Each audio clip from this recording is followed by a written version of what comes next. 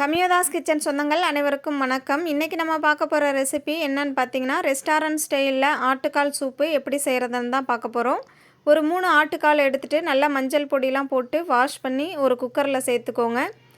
அது கூடவே ஒரு கைப்பிடி அளவு சின்ன வெங்காயத்தை நல்லா நீள்வாக்கில் கட் பண்ணி சேர்த்துட்டு, ஒரே ஒரு தக்காளியும் குட்டி குட்டியாக கட் பண்ணிவிட்டு சேர்த்துக்கோங்க.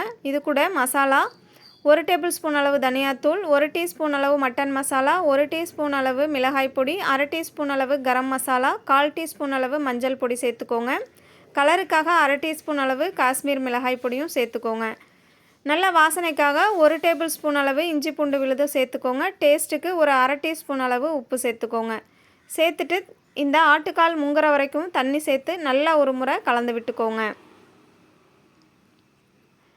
கலந்து விட்டுட்டு குக்கர் மூடி போட்டு மூடிட்டு ஸ்டவ்வை ஆன் பண்ணிக்கோங்க. நான் இப்போது ஸ்டவ்வெல்லாம் ஆன் பண்ணலை. அது மட்டும் இல்லாமல் ஆயிலும் நான் சேர்க்கலை.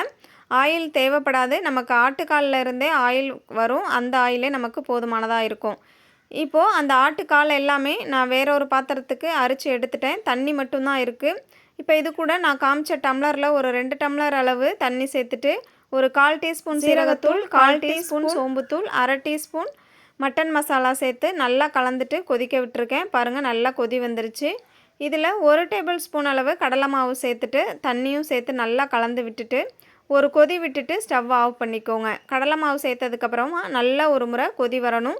அதுக்கப்புறம் தான் நம்ம கருவேப்பிலை இலைகளையும் கொத்தமல்லி இலைகளையும் சேர்த்துட்டு சூப்பை வேற ஒரு பவுலுக்கு மாற்றிட்டு நம்ம சாப்பிட்லாம். தேங்க்யூ.